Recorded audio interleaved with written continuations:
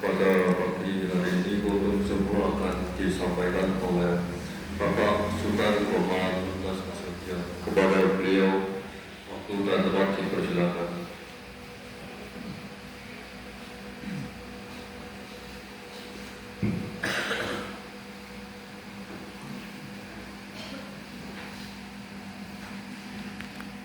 أعوذ بالله من الشيطان الرجيم. بسم الله الرحمن الرحيم. السلام عليكم ورحمة الله وبركاته.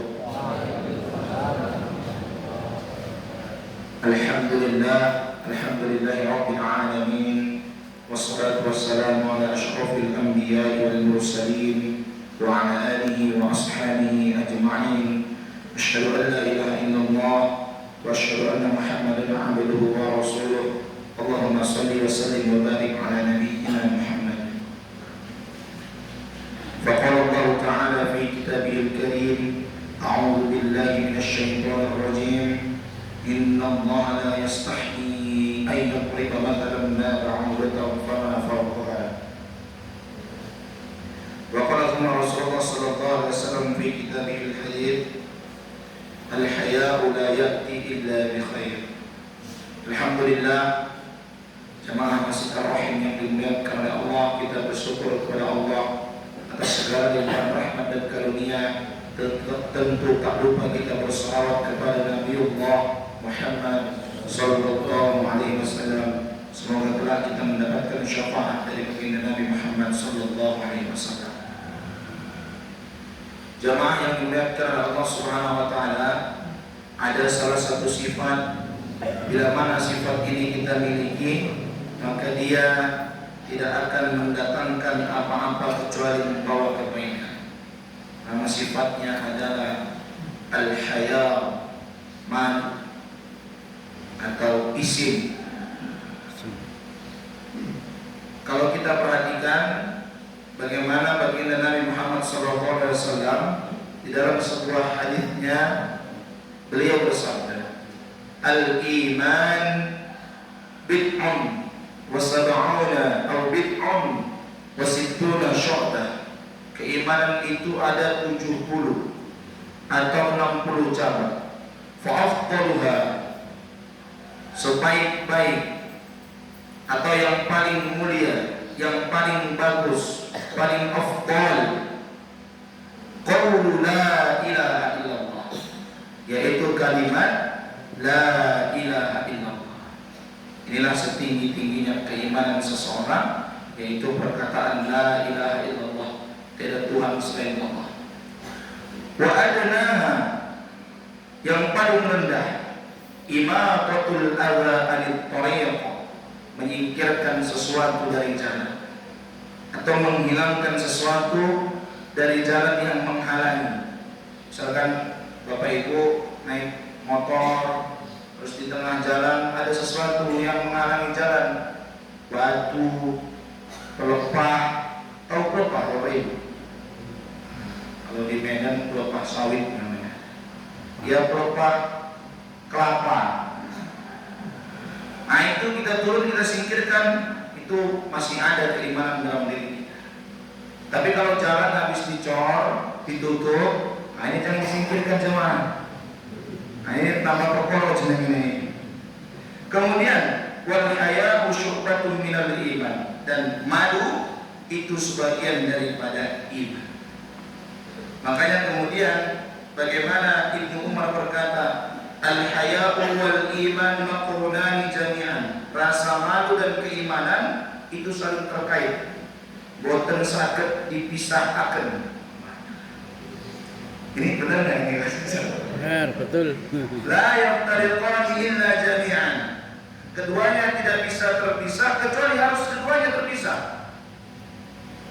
Kemudian dilanjutkan beliau, fa idza rufi'a ahaduhuma rufi'al akhar ma'ah. Bila mana salah satunya diangkat, maka yang lain akan ikut bersamanya. Kalau kita menukil pernyataan Ibnu Umar rahimahullah tersebut, berarti Bapak Ibu, kalau orang tidak punya malu, berarti tidak punya iman. Karena dia saling terkait, tidak bisa dipisah, tidak bisa satu-satu. dan orang tidak punya iman, tidak punya mal. Makanya senada dengan itu Abu Hatim berkata, sesungguhnya jika seseorang itu rasa malunya besar, dia memiliki rasa malu, niscaya dia akan menjaga nama baiknya, mengubur kejelekannya, dan menyebarkan kebaikannya. Barang siapa yang rasa malunya hilang, niscaya hilang kerahasiaannya. Tidak punya rahasia. Banyak kita lihat kadang Bapak Ibu di podcast, di YouTube. Bapak Ibu tahu YouTube ya? Nggak tahu ya? Masya Allah. Mirip Nggak Pak. ada yang YouTubean, nggak ada yang kenal, Masya Allah. Mirip Pak. Tapi saya ini kayaknya live YouTube ini beliau ya, guru kita Pak Zain ya. Nah, kita lihat orang mana dengan gamblang ngomongin aibnya. Bahkan mereka bersenda gurau, bahkan mereka berkelakar ngomongin aibnya sendiri tanpa ada rasa malunya sedikit. Tidak ada rahasia. Saya habis begini, saya habis begitu. Nauzubillah. Kemudian siapa yang hilang kerahasiaannya, maka dia akan menjadi rendah dan hina di mata manusia. Barang siapa dihina, maka dia disakiti.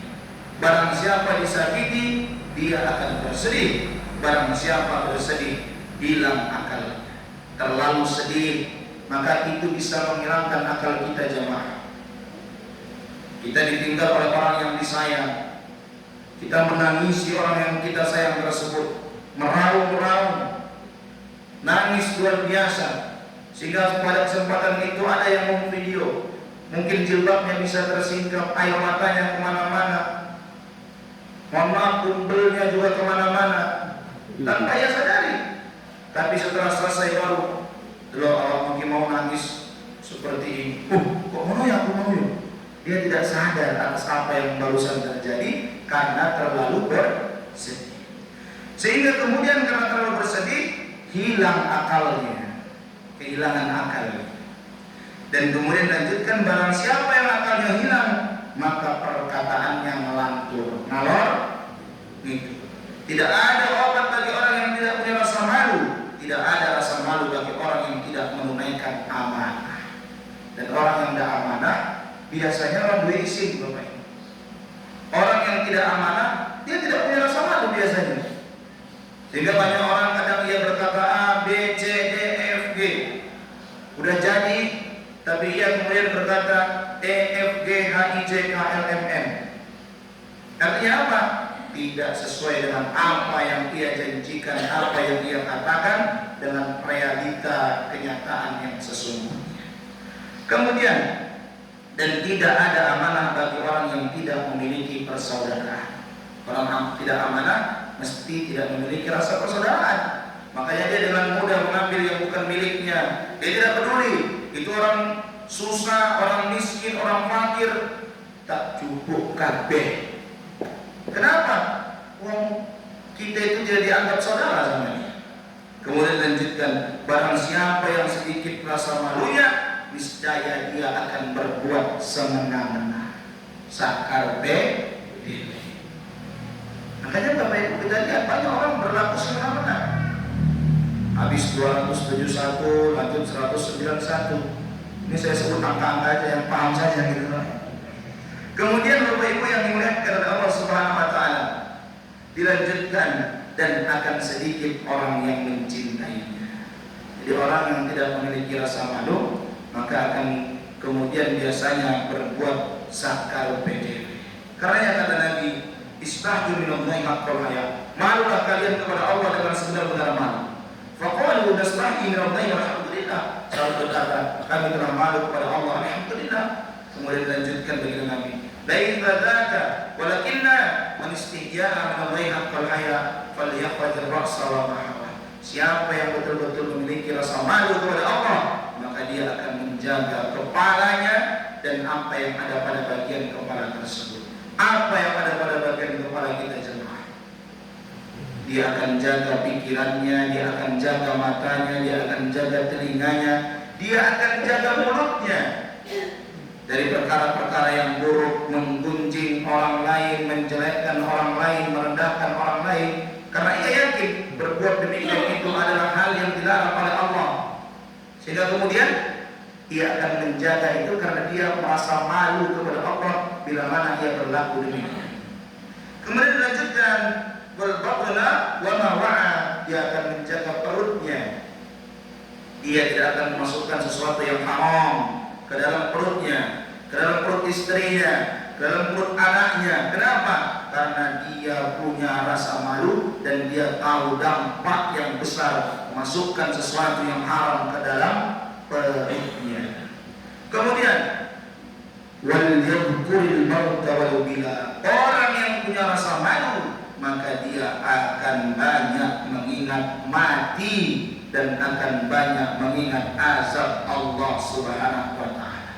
Sehingga ia terbentengi tadi dengan punya rasa malu itu, perbuatannya terbentengi, ia berpikir untuk melakukan perbuatan-perbuatan yang buruk. Barang siapa yang menginginkan akhirat, wa man arada al-akhirah taraka zinatat dunya, maka dia akan tidak terlalu condong terhadap dunia. Ia tinggalkan dunia. Bukan berarti kita tidak boleh mengajar dunia, Bapak Ibu. Wala tansa nasibaka minad dunya, jangan lupa juga ambil bagian di dunia, tapi jangan terlalu condong.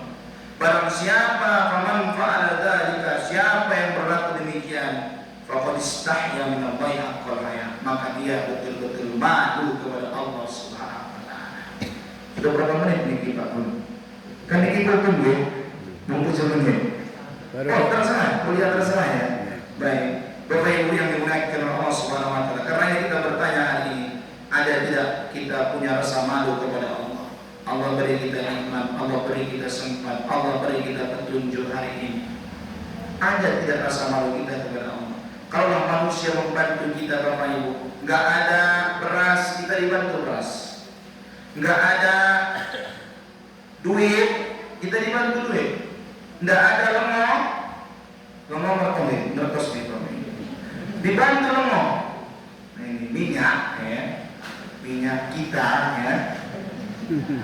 Kok kesana lagi? Bantu minyak, kita dibantu minyak jemaah. Apa kemudian yang terjadi? Sehingga kita, mohon maaf, orang yang sering bantu kita ini suatu saat meminta bantuan sama kita. Kira-kira kita bantu balik nggak Bapak Ibu? Mesti kita bantu. Kadang-kadang bahkan saking kita sudah pakai uang terlalu banyak dibantu, bahkan orang yang bantu kita ini menyuruh kita berbuat yang buruk, sulit bagi kita untuk menolaknya. Kenapa? Sudah pakai uang, pernah kepenak kan muatan Bapak Ibu. Itu sama manusia jemaah. Coba kemudian kita tanya, bukankah Allah bantu kita setiap saat? Allah beri kita nikmat, Allah beri kita segalanya. Masa kemudian mohon maaf, tangan yang masih bisa bergerak ini, kaki yang masih bisa melangkah ini, mata yang masih bisa melihat ini, kita gunakan jauh daripada mengabdi kepada Allah. Itu kan kita harusnya malu banget Bapak Ibu yang diingatkan Allah Subhanahu wa taala. Sementara Allah yang beri kita segalanya. Kemudian kita tidak gunakan untuk mengabdi kepada Allah, bagian dari ucapan terima kasih kita, walaupun Allah tidak butuh Bapak Ibu yang dimuliakan Allah Subhanahu wa taala. Kemudian malu kepada manusia. Punya rasa izin dari kita Bapak Ibu kepada manusia ketika kita menyakitinya, ketika kita melakukan perbuatan tercela kepadanya, ketika kita mengambil haknya.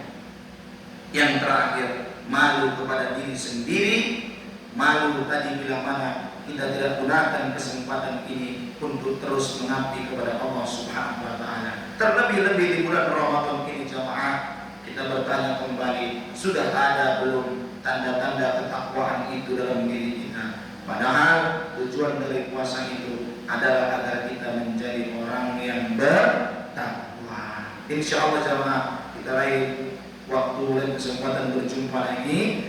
Saya doakan panjenengan sehat semua, dimudahkan urusannya oleh Allah. Yang lagi punya usaha, usahanya lancar. Yang bekerja insya Allah pekerjaannya lancar, gajinya naik, THR-nya 2 kali lipat. Kok dikit yang amin dari mungkin mana? Dan insya Allah jamaah yang dimuliakan oleh Allah, terlebih dari itu ketika kita besok dipanggil oleh Allah, kita dipanggil dalam keadaan terbaik, husnul khatimah. Amin ya rabbal alamin. Nun wa qala yaskurun billahi bisabil haqq fastarikul khairat. Wassalamualaikum warahmatullahi wabarakatuh.